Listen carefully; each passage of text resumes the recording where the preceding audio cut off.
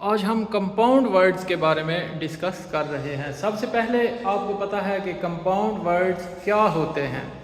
तो इंग्लिश में आप इसकी जो डेफिनेशन कर सकते हैं वो ये है कि a compound word is made up of two words. A compound word is made up of two words.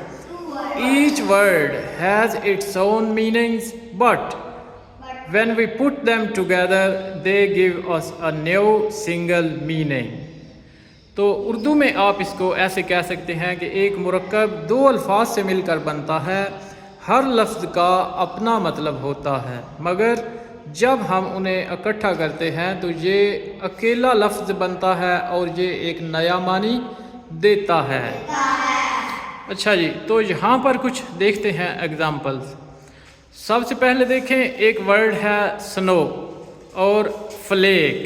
ये दोनों अलग अलग अल्फाज हैं, लेकिन जब हम इनको इकट्ठा कर लेते हैं स्नो और फ्लेक को तो ये एक लफ्ज़ बन जाता है स्नो फ्लेक।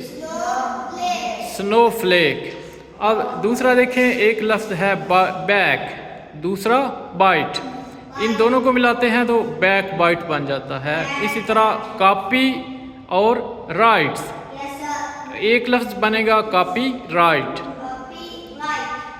फ्लैश और दूसरा लफ्ज़ लाइट, तो इनका मिलाने से एक वर्ड फ्लैश लाइट। इसी तरह फिंगर और नेल, दो अलग अल्फाज हैं लेकिन इनको मिलाएंगे तो एक लफ्ज़ बन जाता है फिंगर नेल।